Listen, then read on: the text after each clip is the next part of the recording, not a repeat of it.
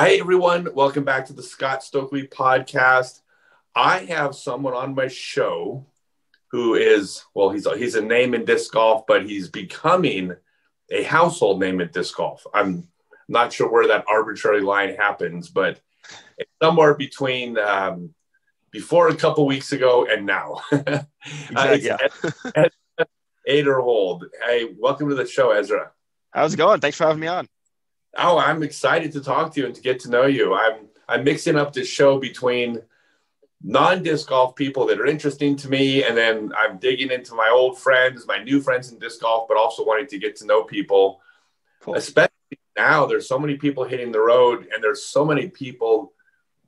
Is it okay to use the term prospect? I mean, you're not a prospect. I mean, you're a solid player, but yeah, I think there's a lot more like new players coming into the sport all the time, it seems like. And I think, as more money comes into the sport, there will be more young guys coming in and more prospects, like you said. So yeah, I think we're definitely starting to see that. It's really, really cool. It's sweet, yeah. Well, the thing where you came to my attention was just a little clip where you were talking about the Paul Ulibarri Raptor. Oh yeah. Yeah, I mean, I gotta give Yuli a little bit of a hard time. If he's gonna be on this RV with me, so we gotta keep the spirits light. Okay, I gotcha, and I want to get to that, but let's save that because let's build to what that was. And I don't want it to be anticlimactic. It was just something I found funny because I appreciate people that are willing to create a brand for themselves and aren't afraid to take chances and back. I mean, it's not a big deal, but at the same time, kind of was a big deal in your position to go after it. So, but we'll save that towards later in the show. All right. Sounds good. Sweet. So let's go back to the beginning. When you were 1 year old, no. Oh boy. Where are you from originally? How did disc golf enter your life? I am from South Dakota. I grew up on like a small little 6-acre piece of land outside of a small little town in South Dakota. And that's where I grew up. And then when I was like, 16 maybe, it was in 2014 is when I first kind of saw disc golf and just saw some people playing in a park and thought it looked fun. And then ended up, I think we found like an inn of a Wahoo. And so went out with that and like some ultimate frisbees with my brothers and kind of thought it was fun, and then ended up buying some more discs and then just played like around our little house. And kind of caught on from there. I wasn't super involved with it right away just because I was more interested in like ball golf in high school. That was my main sport. And then out of high school is when I transitioned over into disc golf like full time and taking it really seriously. You don't have a long history taking it serious. I mean, you got good pretty quick then. Yeah, it's been like 4 years now since I started like having the idea of being like an elite player in mind, basically, and trying to be the best. So that's when I really started like switching over and just focusing a lot on technique and trying to build like a strong base to kind of build off of. So that is about probably the second fastest I've ever heard. Andrew Fish had another. He played for a couple years and was 1030 rated before he before he knew it. I'm trying to think of something funny to say, but he was 1030 rated before most people would have. I mean, it was super fast. Yeah. And so what was the course and what town? It was in Aberdeen, South Dakota. Courses. I didn't really play a whole lot of courses for like 2 years. I just focused mostly on like on technique and some putting. And then I walked to a little bit like construction stuff during that time. So it wasn't just all disc golf, but, and then after 2 years, then I went down to Texas and spent the winter there. So I started playing on some courses and then went back to South Dakota in 2019. And that's where I started competing and then played Milligard Park was the course I played mostly. Was that from the culture of ball golf, you think? The idea that you don't get good playing rounds of golf, you get good on the driving range and practice green? Yeah, I think so. Because, I definitely, in golf, I realized that in order to improve, I needed to get my technique, improved, obviously. And that makes everything else a lot easier. And that's kind of what you build off of. And so I knew that if I wanted to be one of the top guys in disc golf, I needed to have that as kind of a strong suit. And I didn't want to play a bunch on the course and kind of ingrain bad technique and then have to fight against that the whole way and try to like fix it later on. I figured if I could just get it kind of correct right away, it'd be a lot easier to kind of do everything else right at the end. So. No, I mean, that's super smart. I mean, it's not an accident that you got good quickly. I mean, you did things that you would recommend somebody do to get good quickly. Right. Well, that's, I'd watch videos, and that's what the pros would say. That's what Simon and Paul would say. And so it's like, yeah, all right, makes sense. I mean, that's what I'll try to do. For sure. Where in Texas did you wind up for the winter? Let's see, the end of 2018, where was I? Bonnet, Texas. So just outside of Austin. Okay, It was a small town. That's where I stayed. Yeah, Texas has been nice. I've actually stayed a few winters. Like in the last 4 years, I think I've spent 3 winters down in Texas. So, and so who are the players you first found that you were following? I probably looked at like Will Schustrick and Simon the most for like technique. Also Paul and Eagle and Drew Gibson. Probably some other guys too. But yeah, I mean, like it's it's interesting. Right when I started playing, like in 2014, I kind of started watching disc golf, so I was able to kind of see the top guys play, and so I became a fan of disc golf really quickly before I even started taking it seriously. So I think that helps too, because I was able to kind of see how they attack courses and just their games in general before like really implementing it. When was your first tournament? 2019. I think May. So you played that long before you competed in a tournament? Yeah. Yep. Yeah. Start off. What was that? What division did you start playing? Oh, I played advanced. The idea was just to get my game to a point where I felt like I could be competitive in the open division.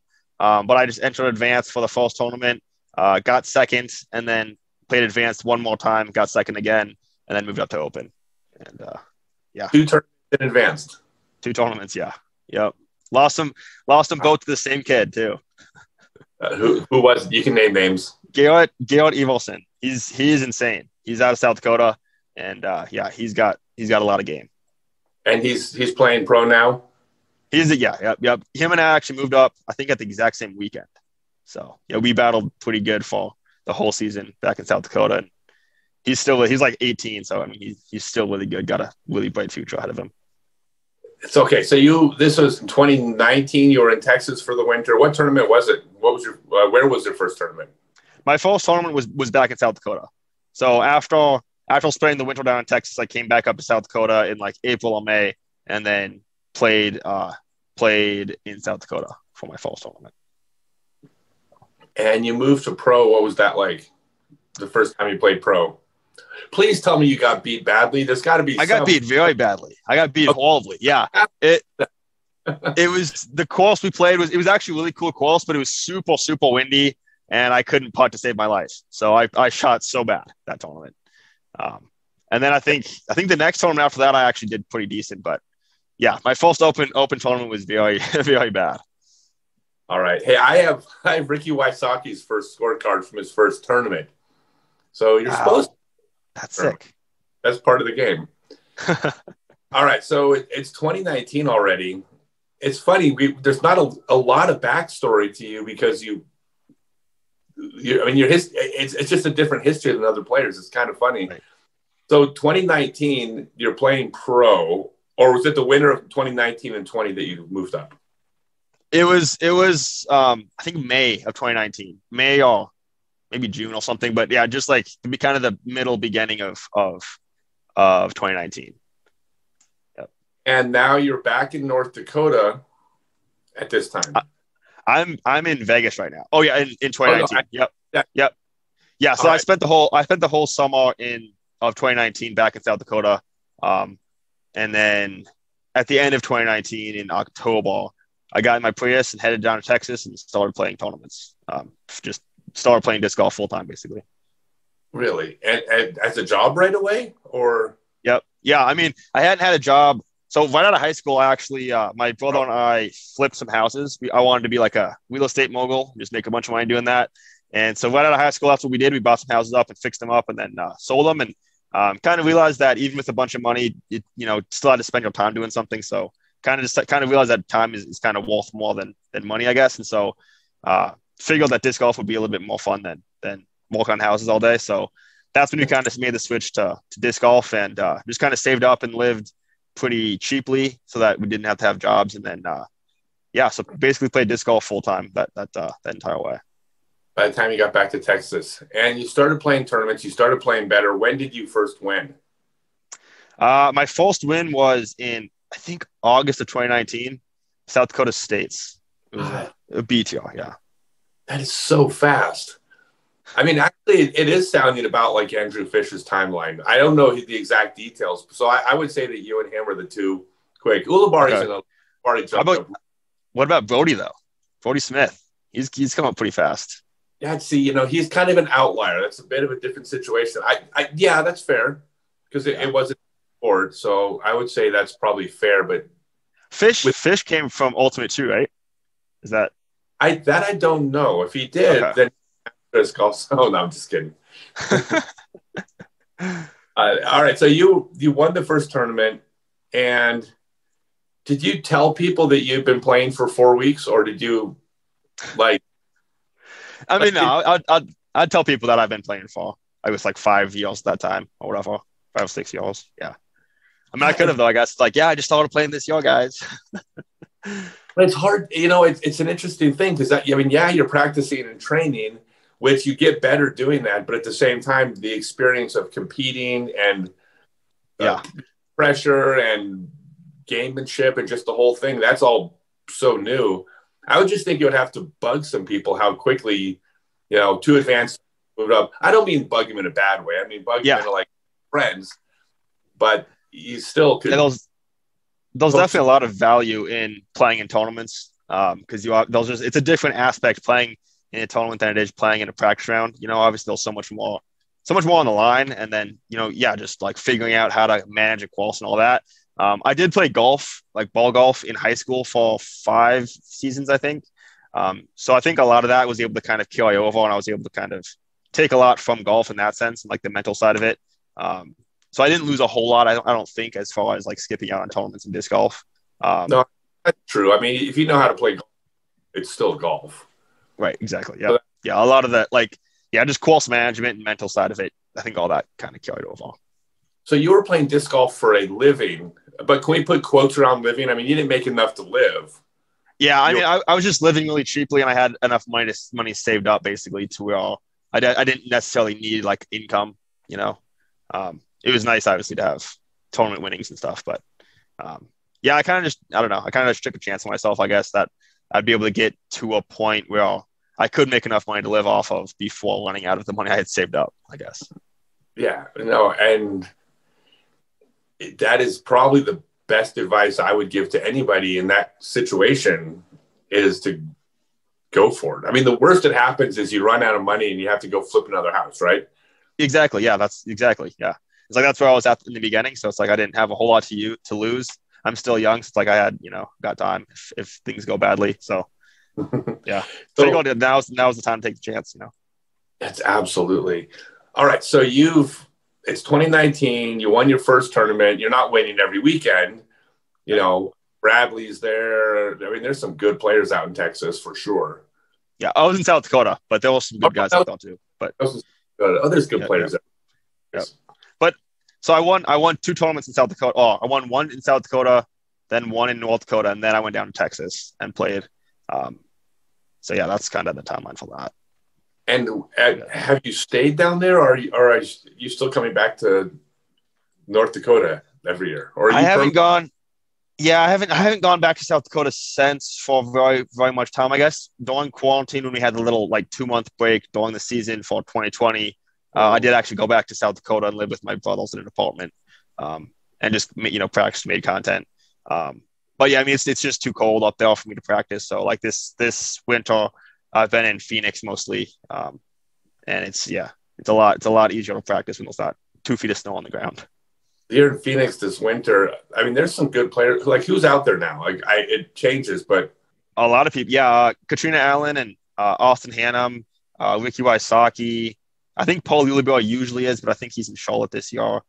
Adam Hammis, Jordan Castro, Anthony Barella, Tristan Tanner, probably other guys too. It's a good place to be, so it kind of makes sense that a lot of guys congregate down now for the winter. Do you train with them and practice with them, or? I played a few rounds with some of those guys. Not a whole lot. Most of my practice is just in the field. The courses in Phoenix aren't the best anyway. And the place I was staying is actually quite a ways outside of Phoenix. So it'd be kind of a hike to go play like an actual round with people. But I was able to get some rounds in with like Tristan and stuff too, obviously. So I was about to ask you what you're doing for training now. But then I realized I didn't ask you, and people would want to know this. What were you doing? What was your training like before you started competing that allowed you to get so good? I mean, did you have a routine or did you just go out and play and throw? Yes. So basically, it was like a year and a half, I want to say. I might get the timeline a little bit wrong, but it was a pretty extended period of time where I basically just threw in front of a camera. I had my phone on a tripod, and I just threw in front of that over and over again, and just to get reps in and see my technique and try to fine tune it. So I did that for a long time, and then I think like before my first tournament, like 6 months before my first tournament, I started playing like on actual courses again, and then developing kind of the rest of my game, and and then started playing tournaments, and then obviously had to work on all aspects at that point. So a lot of filming. It couldn't have been just technique you were working on. I mean, you had to have been working on repetition and timing and things like that too. Well, I mean, all that, I think all that kind of fits under the umbrella of technique. Timing, obviously, super important. So I was obviously working on that. It was, the main goal was to get kind of efficient distance, because I felt like distance was kind of a easy metric of technique. It's you can kind of make any technique accurate, I felt like, but you can't necessarily make any technique like with distance. So I was trying to kind of push that, and technique was kind of the way to do it. So worked on that a lot, and then started playing again. And when you got to Phoenix, and I hope I don't get the timeline out of order, I probably will. Sorry. But what does your training look like now? Is it different? Now, I mean, so now I don't really film a whole lot. I have been filming my forehand a decent amount this offseason, but my backhand I don't film as much anymore. It's shot shaping is what I'm trying to kind of do, and figure out some lines that I don't necessarily feel super locked in at, and then more putting as well. I'm just kind of trying to strengthen my weaknesses. How do you work on shot shaping in Arizona? I mean, you have to force yourself, but do you actually go set up around obstacles, or do you just visualize the shot you're working on? I just visualize it. Yeah. So I just imagine the line in my head, and then I try to kind of hit that line with the angle and the speed. And then I feel like I can translate it too with trees around. So, yeah. So what discs were you throwing initially? Were you immediately brand specific because you were following a certain player, or were you just grabbing whatever you could find? So when I was filming in the field for a long time, I was just using Mako 3s. I think I saw an Avery Jenkins video, and he recommended that disc. And so that's what I used just over and over. I had like a stack of 15 of them. So I just throw them, watch it on tape, go pick them up, and then do it again. So that's what I had. That's what I had starting out. And then I had a pretty mixed bag, like when I started competing and all through kind of 2019. And then kind of in 2020, I started moving more towards Discraft, and then obviously now I'm all Discraft. So, and how did that happen? How did the sponsorship happen, or how did I start moving to Discraft? Yeah, approach Discraft. Were you already liking Discraft discs and then approached them, or like where was the connection made? Yeah, so I played with Austin Hannum at the Memorial in 2020, so the beginning of the season, and he saw my game and I guess saw some potential, and so he was like, I'm gonna go put a good word into Discraft. I think you'd fit on the team, and we'll see if anything happens. I was like, all right, cool. So from there I started kind of testing out some more Discraft discs just to kind of get used to them in case they wanted to sponsor me, and really started liking a lot of the stuff, and just kind of started putting more and more Discraft in my bag.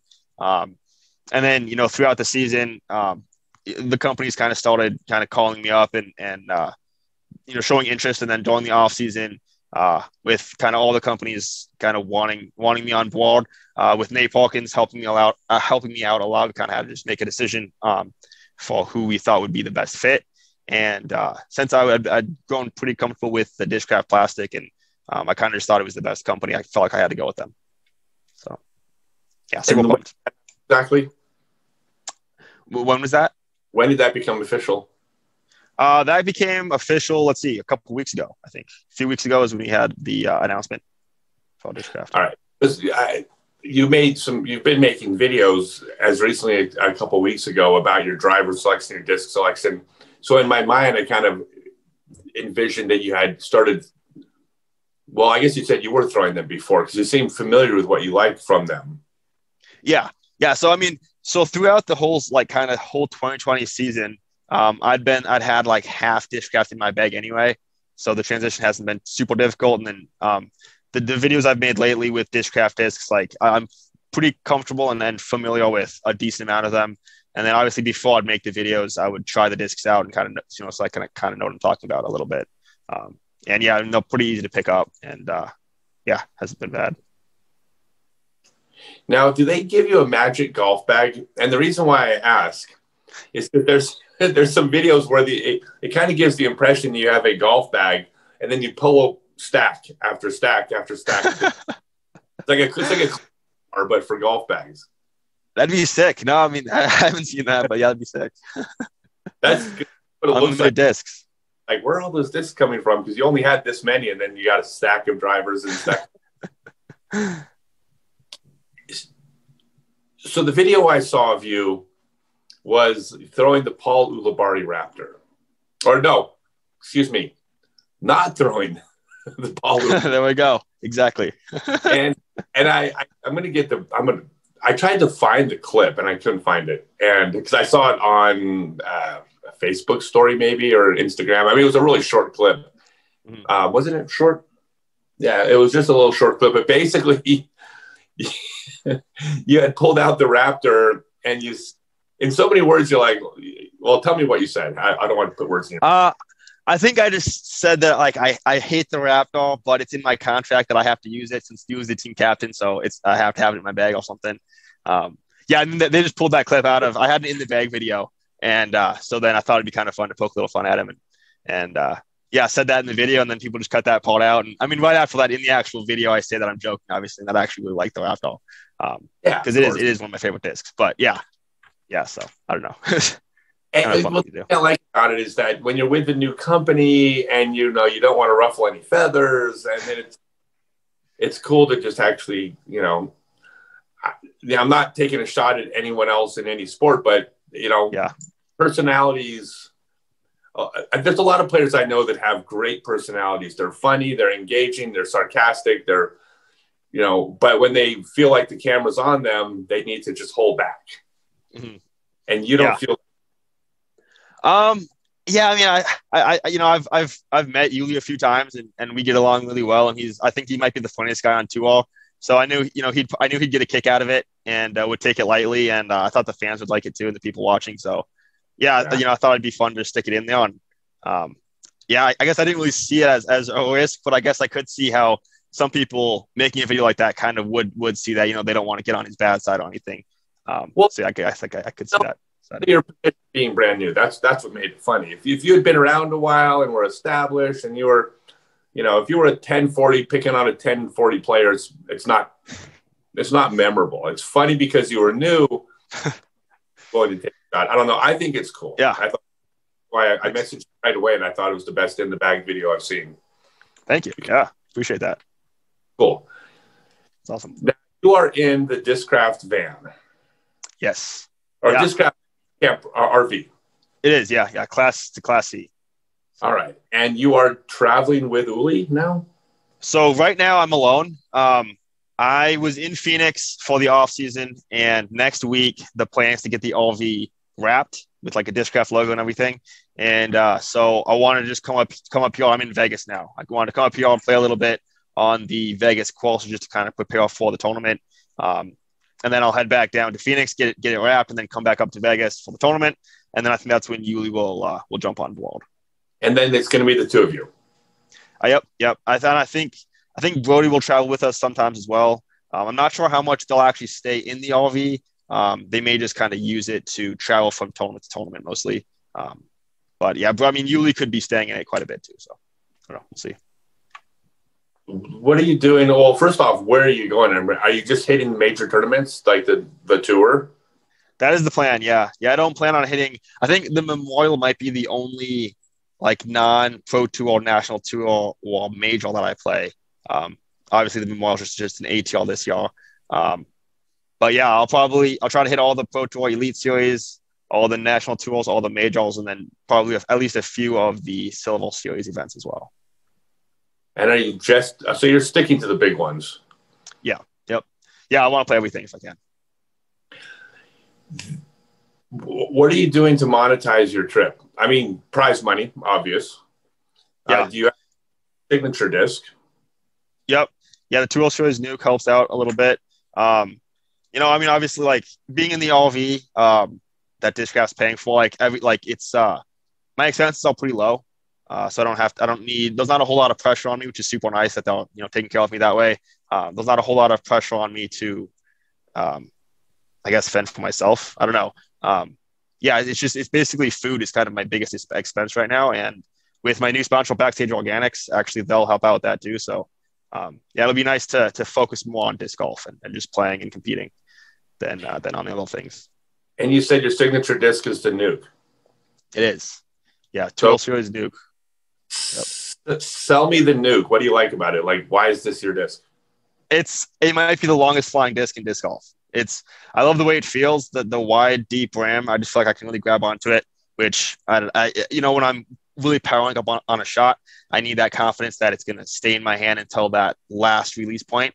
And the Nuke kind of gives me that. And if you can find a nice domey one, it glides super long. And even though it's such a wide rim, I feel like it's really controllable. And yeah, that's why I love it. I took 13 years off from the sport, from 2001 to 2014. Wow. And I didn't touch a disc for 13 years. And when I came back, the first wide rim disc I ever threw was a Nuke. And it was on a hole in Bailey, Colorado. And I don't think it was a super long hole, but it was like, it was like a 400-foot slightly uphill. It wasn't short, but it was, it wasn't a monster. Mm-hmm. And I threw that disc. I couldn't grip it because the wide wing was new, right? It was just, that's not what golf discs felt like my whole life. Yeah. It felt weird. And I vividly remember throwing it and having it go like 50 feet farther than it was supposed to go based on how far I threw it. I couldn't control it because I didn't know how to throw high-speed discs. Yeah. But I remember so much farther at that speed that I was like, wow, the game's changed. Like if you have a fast enough arm speed, that wide rim you really benefit from it. If you don't have quite the arm speed, then you're probably not going to get as much out of it. But I mean, obviously you throw it very far too. So I mean, yeah, the Nuke definitely helps. What was like the fastest speed disc back in 2001 before you took the time off? The fastest disc was like the XL. I guess 7-ish. Jeez, that's crazy. Yeah, Nuke's a little bit of a step up. What? A Nuke is a little bit of a step up from that then. It is. I honestly, I barely have the arm speed nowadays. Most 15-year-olds throw farther than me. It's really annoying. I can still outscore them, but there you go. It's 60 feet on me. It's not how far, it's how many. No, so the Nuke is your go-to. What other discs are, I mean, not a complete in the bag, but what are the other, like, your go-to, this is what I trust Discraft discs? Yeah, I would say, obviously the Nuke, I would say the Raptor or the Onyx will probably the Raptor will be another go-to, like fairway, and like the Roach, I think, will be another go-to. And I think those kind of all have similar flight paths as far as stability, and then obviously just have the different speeds. So it flies, that flight path flies really good for like my stock, like slight hazard release. Well, just kind of goes straight and fades a little bit. So I feel like that's like the most controllable stability. Okay. Who is the other sponsor that you mentioned? Backstage Organics.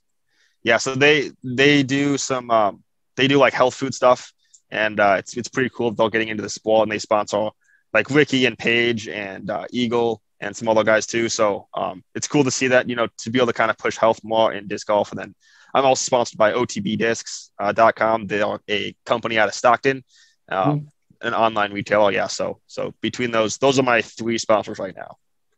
And you are a vegan. Yeah. I mean, I say plant-based technically since I eat honey. So like I can't say full vegan, I guess. Some people might get mad at me. But but yeah, plant-based. Is that a health reason, or is that for because of animal love? Or I mean, like, what's your reason? It's almost completely for health. Yeah, I mean, obviously, like I'm not for animal cruelty or anything, I but know. yeah, it's definitely for health. Yeah, I'm trying to, I want my body to be in as good a shape as it can be. Healthy body, healthy mind, and if my mind's right, then I'll probably play well. So, yeah, try to be in good shape, and health is a big part of that, and diet is a big part of that. So I'll give you a chance to pitch veganism for a minute, because a lot of stereotypical vegans they're not built like athletes, and you're built like an athlete. What do you do? Like, how do you connect being a vegan and that? Yeah. Honestly, I think maybe a lot of vegans just don't work out enough or something. Or maybe they don't get enough protein. I don't know. I know the stigma is that it's tough for vegans to get enough protein. Yeah. I eat a lot of beans, and so I'm able to get plenty of protein, and it's not an issue, obviously. But I mean, working out consistently, I mean, is super important. So maybe that's what they're missing out on. But yeah, I mean, obviously, it's definitely doable to get in shape on a plant-based diet, and a lot of athletes in other sports are starting to go plant-based too, which is really cool to see. So you think it's maybe more just a correlation? The culture of veganism isn't always the culture of hitting the gym, more than not getting the protein part. I would agree with that. Yeah, I think a lot of vegans, especially vegans maybe that are for animals more so, they maybe aren't the kind of people that would want to get like in really good shape. So I don't know. Yeah, it's maybe just a cultural thing, but it's definitely a viable option to get in shape. What do you do to cross train besides disc golf?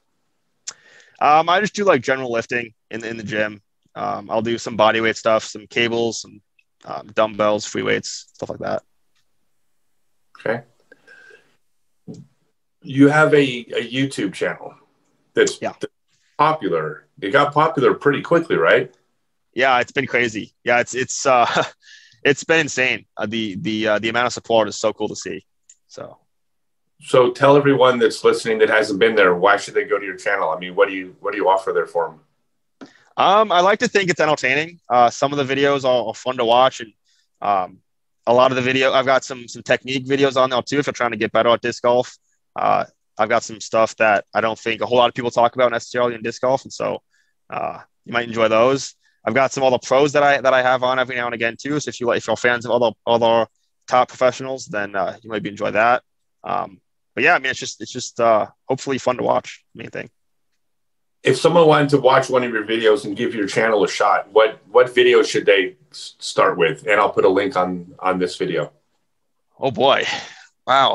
Gosh, I've got so many videos now. It's hard to think. Well, I think the most popular video is the one I did with Brody Smith. We played very bad though, so that's not really the best show of our skill.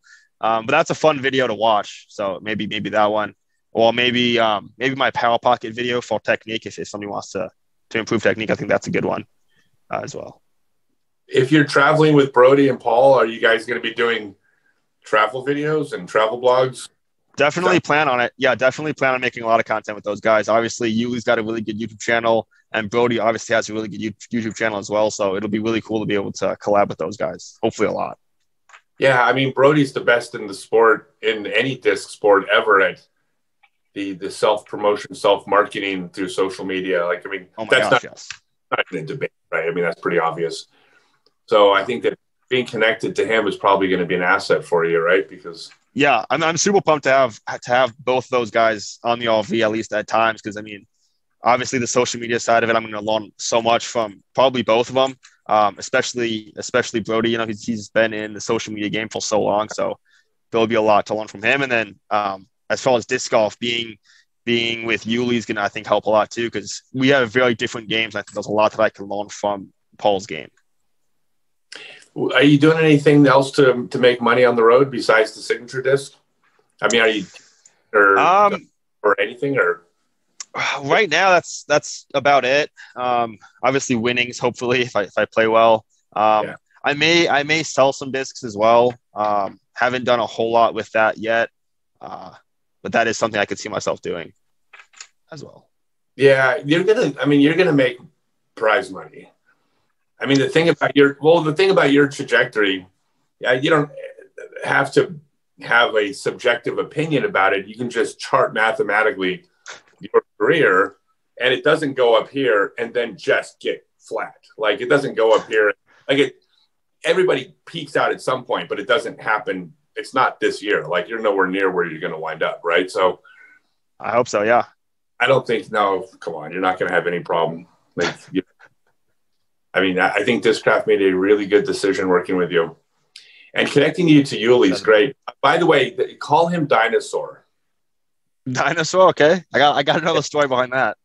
Yeah, well, because when they were the younger guys out on tour, they talked about the dinosaurs. Okay. The players from my generation, although I had quit at that time, but they were, it's all in fun, right? We're all friends. But the joke was like, hey, it's our turn now. Let's get rid of the dinosaurs. I think it was like the Dinosaur Kill Club or something like that, right? The KK, or I don't know. That's amazing. Yeah, and now Uli is about getting very close to the age of the dinosaurs when he went out on tour. So that's hilarious. I actually made a joke about that because his disc is the raptor, which is a dinosaur, obviously. And so I made like a prehistoric joke about him being a raptor, and he got a kick out of that too. So you know what? I don't know. I just totally let myself down by not making that connection. Of course he took the raptor. Like wonder what I would probably throw the oh God, what are the oh God, this is dead air time. I would be the trebuchet. Trilobites. I would be I would throw the trilobite because I got Uli by like years. Wow, we're gonna put that down where I just say I would throw the. There we go. And no one will know. No one will know it was cut. You'll know, but you don't tell anybody. Now disc golf, is that your like sole number one passion right now? I mean, you're just like, that's it. Yeah. This is it. I'm trying to be as good as I can be, and I'm trying to be the best. So I mean, I think the less other stuff that I'm doing, the more focus I can put into disc golf. Obviously, I've got things like the YouTube channel and Instagram kind of going on, but those kind of supplement disc golf anyway, and I can kind of tie disc golf into those. So trying to just be as focused on disc golf as I can be, and I feel like if I have less distractions, then I've got a better chance of achieving goals. I think so too, and you said the goal is to be the best. I mean, world championship, that's the goal. I definitely want to win worlds. Yeah. That's, I mean, anything other than wanting that is wrong. I mean, if you're a competitive, I've talked about going to Worlds this year in the Open. I mean, my rating just dropped, but I was like 1,010 rated, right? Which is not bad for 51 years old. Yeah. If I go to Pro Worlds, my goal is to win. Right.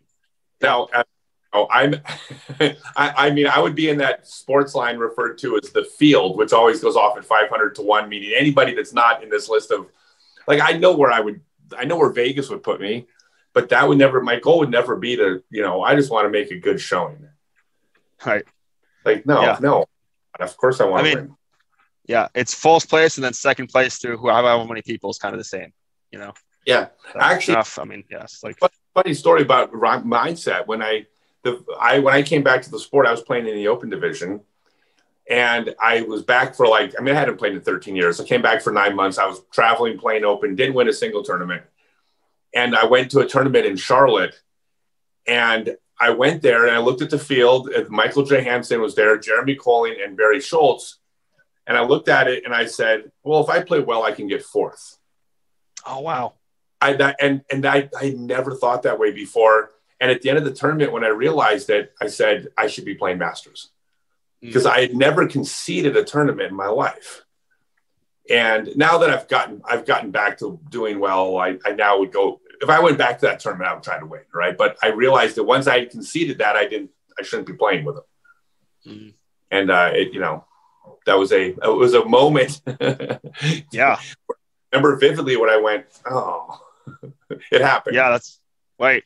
Yeah, that's kind of the way I felt this last season on two orders, because I think when I started the season, I was sub 1,000 rated, so I definitely wasn't definitely didn't have like the thought of winning in mind going against, 60 guys higher rated than me. I think this year I've got a much better chance of winning. And so that will definitely be the goal. Well, you won, if I'm not, this is from memory, but you won the last tournament you played last year, right? I did. Yeah. So there was a couple tournaments this last season that I played that weren't on the Pro Tour. I played a BTR kind of in the middle of the season that I was able to win. And I didn't really think I was playing against like Nico and Philo and some other really good players in that tournament. Really? And so going into that tournament, yeah. So going into that tournament, I definitely, I knew I had a chance of winning, but I knew I had to play well in order to win. I didn't think it was going to be handed to me by any means. And then after the first round, I think I was one back. And so I was like, okay, well, I can obviously win this. And I was able to take that down with a really nice second round. And then the last tournament of the season last year, going into it, I definitely figured that I had a really good chance of winning. Still some really good players: Austin Hannum, Emerson Keith, Bradley Williams, Mason Ford. So some really good players in that. And but that was a tournament where I went into it kind of with the goal of winning and knowing that if I played how I know I can play that, it'd be a false place finish probably. So try to kind of get into that mentality again for some of the big events this season. Yeah, it is. It's one of those tough things because they can't. It's like a catch-22. Like you need to be confident that you're going to win, but until you win, it's hard to be confident, right? It is. Yeah, exactly. Yeah. Were you winning tournaments when you were ball golfing before you started disc golfing? Like, did you learn how to win a golf tournament? Yeah. I'd won a few back in South Dakota, just in high school golf. Actually, the competition on my own golf team was kind of the toughest to beat. My younger brother is really good at golf, and then we had a friend that played with us as well. So it was definitely, we had tough competition my whole high school career, but I was able to pick up a few wins. So definitely learned, I guess, kind of how to win in golf, and then kind of carried it over to disc golf. Yeah, no, it matters. I mean, learning how to win. Had you asked me if you should move to open after 2 second places, my advice would have been to stick around and win a couple times. Because there's a skill to winning, but you had already won golf tournaments, just not disc golf. Yeah. And I mean, I guess I thought, just how to win is just to shoot the least amount of strokes. And so I kind of felt like I already knew how to win. Obviously there's a mental side to it. When you get down to the last few holes and you're right there, that it's definitely different type of play. But yeah, I felt like moving up was the right choice. Who are your favorite players to play with, like that you got to meet and compete against? I haven't played with all of the top guys, but I really like playing with Kevin Jones. He's got to be one of my favorite guys to play with. His energy is just insane, and he's obviously super good. I played with Paul one time. He was cool to play with. I definitely look forward to playing with a lot more of the top guys this season, hopefully. Yeah. Well, I mean, and you will. I mean, well, right now the first round is random, right? But then when you play well. Yeah. Right. Yep. Yeah. And I think some of the first rounds, well, I think they usually pick a few of the calls to be filmed the first round by some of the film guys. And so I think those actually get picked. So there's a chance I get on some of those maybe. And I think Discraft gets to put some of their players on those filmed calls for the first round as well. So I might get on some of those spots as well. But yeah, playing well obviously is what's going to get you on those lead calls. Yeah, no, I mean, and that'll happen too. I mean, and you're right, it's tough. You're getting to play at a time when there are 50 good players at a tournament. And when I say 50 good players, I mean everybody there is good. Mm-hmm. But there's 50 elite players. Yeah, it's crazy. It's getting to the point where there's so many more players each weekend that can win than kind of seems like there used to be, which is really cool. It's exciting. Obviously, the competition, it's tough, but it's like it's good. It's good for the sport, so it's cool to see. No, for sure. I mean, that was not my experience in the 90s. Like that. There was a few of us. I mean, you could have a whole field at the tournament, but really, there's a few playing. Yeah, and yeah. I mean, even just like 10 years ago, it was basically just Paul and Ricky. And so it's nice to see more guys coming up. For better or for worse. It would be, that would be, but that's what should happen, right? With a pool of 10 million. That's why it's so impressive when someone rises to the top of a field this deep. It's like, oh my God. Mm-hmm. Like, it blows my mind. Consistently finishing at the top. What's your highest rated round? 1096. Yep. Where did you? That was at the first win I got last season. In kind of mid-season, I shot 1096 the final round to win. And I shot 1094 at the last tournament I played in Texas. So two above that 1090. Pretty happy about it. Now, I want to ask you a question, and you feel free not to answer, and we can just edit it out if this is not appropriate. But you've posted this to your social media. So you are Christian. Yep. And you've posted that. And the only reason I ask is because it's right on your Facebook page. I wanted to ask you how you connect that to the game. I mean, what do you draw from that for you? Yeah, those verses in the Bible that kind of teaches us to use our talents and kind of just use what God's given us. And I feel like disc golf has allowed me to do that. I feel like he's given me some skill and I feel like I've got to kind of use that. And, he teaches us to try to be our best in everything we do and do it onto the Lord. And so that's something else that I can kind of take and apply to disc golf. And that helps drive you or give you confidence? Or, I mean, like how does that... I'm always interested in other players' stories. I mean, I like people who are different than myself because everyone has a different way of getting there, and especially with the mental game. Yeah. And yeah. How does that apply to the mental game? I mean, what do you draw from that when you're competing? Yeah, I mean, during rounds, I'll pray. Obviously, if there's a stressful situation, it's nice to be able to pray and have that kind of support. And also, I think disc golf's a good way to reach people as well, especially like with the YouTube channel and going social media. I don't want to push it down people's throats. So that's right now it's kind of there's just a little tagline on the description. But yeah, it's definitely an important part of who I am.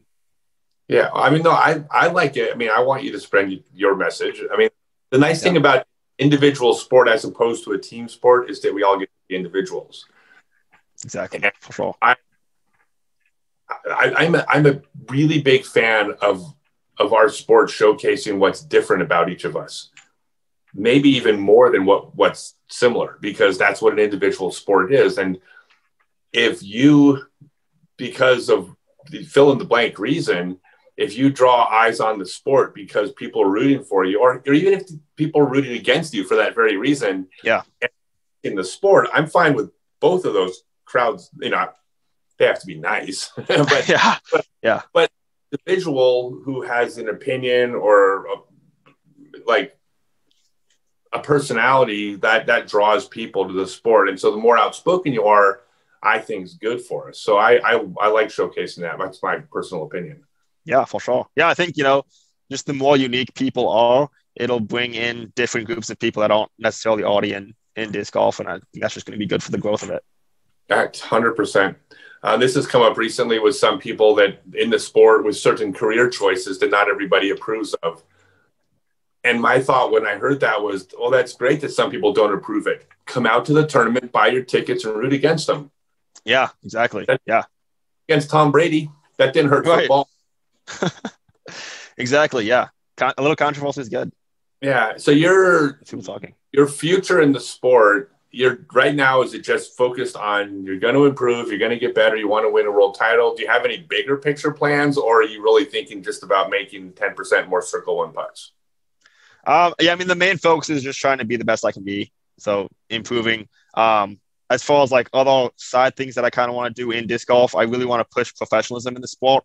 I think that's something that we can improve on, and I think that'll help kind of change the public opinion of disc golf and take people that aren't in disc golf take disc golf more seriously. So I think that's something that's important to me as well, trying to push that professionalism side of it. Tell me more about that. I think a lot of people that don't know what disc golf is kind of think it's just a joke sport, They definitely, I think there's a lot of people that don't even know that it's a professional sport at all. They think it's kind of just like a recreational activity that hippies kind of do. And I think if we can show professionalism and kind of show people that it is a professional sport and that we take it seriously, I think that maybe people that aren't in disc golf will take it more seriously as well. And I think that'll be really good for the sport in general. And how do we do that? I think appearance is a big thing. I think a lot of the top guys do carry themselves very well and dress well, and I think that's going to be a big part of it. I think it'd be really great to get some more non-disc golf companies in disc golf as well. I think a lot of players in disc golf are kind of sponsored by just just by companies that are just within disc golf. I think it'd be really good for the sport if we could get some bigger companies that aren't like just disc golf specific into disc golf. Kind of like you see in golf, you see players in golf sponsored by Adidas or Nike or whatever. And I think that'd be really good for the sport as well. Yeah. I think so too. Yeah. I've been asked for years, how do we be more like ball golf? And my answer has always been, and still is, I don't want to be ball golf. I like our culture. I like our inclusivity. I like our range of people that can play the game, the accessibility. I love all that. I don't want to be ball, except I want my friends, it doesn't apply to me anymore, but I want my friends on the tour to make millions of dollars. Yeah. So, I personally think what you're saying is true for the pro tour, that we want to dress and package the pro tour. I hope at the same time we don't lose the fact that we're open to everyone. And so the diversity outside of the sport, I hope we keep. But definitely, I agree with the tour image, 100%. Yeah, there's a ton of things in disc golf that I love. I mean, the community is amazing. And there's a lot of things like that I obviously want to keep. But then I think there are some things that we can learn from ball golf that will help kind of grow the sport even more. So cool. How do people follow you? Instagram at Ezra_Aderhold, and then YouTube, just my name, Ezra Aderhold, is that's where I post most of my stuff. And we will put links on the page. How do people buy the Ezra Nuke? It sold out in like 26 minutes. So there are no more nukes right now. I think within like the next month or so, they will have some more nukes available, like when the actual 2L series, like all the 2L series discs release. I'm not sure if it'll have the same stamp as the initial release, but there will be some more nukes at that time. And I'm sorry, so where do they get them, or where's the best place to pick them up? The Discraft factory store will be the best place once they're back in stock. I mean, right now you can go on eBay, I guess, and get them for like $50, but I don't know. Makes you wish you bought them all out yourself, right? Or maybe, right? Maybe you secretly did. I'm everybody on eBay selling them for $50. Yeah, I just heard about a first run A3 Berg sold for $1,025. Oh my goodness. I don't understand the markup on discs at all, but I guess if it's a collector's item, I don't know. Collector's item. I feel like the kid who had a Mickey Mantle baseball card and stuck it in the spokes of his bicycle when he was 8. Ball card, and so people that bought that disc, they didn't realize they bought 5 of them to practice putting. They just putted away $5,000 worth of. Oh my gosh! All right, hey, do you have anything else to pass along to your fans? Hopefully, we'll put some more eyes on you. I don't think so. I mean, obviously, thanks for having me on the podcast. This has been great. I've enjoyed it, and yeah, it's been fun. Shout out to my sponsors, Discraft and OTB Discs, and Backstage Organics as well. It's awesome to have the support and having them help me out. I think it's beautiful. And my one piece of old man wisdom for you is, I think the biggest asset you can have in this sport is when people like you. Like the doors that open up and the opportunities. I have had and have so many opportunities as I aged out of being a player, simply because of the connections I made and the way I treated people when I was a touring player. 20 years later, I'm putting together business deals based on an interaction I had with somebody in the 90s. That's happening. That's incredible. And so you seem like the nicest, friendliest guy in the world. So I hope you don't turn into a horrible, arrogant jerk when you win the world. I hope not. I hope not.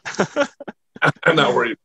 Hey, thank you so much for coming on the show. I really appreciate it. It'll be up in a couple weeks. I will send you a link, and you can your people. But man, I enjoyed it. It's great getting to know you. Good luck this year and in the years to come. Thanks. I appreciate it. Hey, everyone. I'm now on Patreon. Click the link below. Not only keep the free content coming with tutorials, tips, podcasts, etc., but get a bunch of free stuff like live stream Q&As, copying my book, voting on topics, behind the scenes, bunch of cool stuff. Click the link down below to join.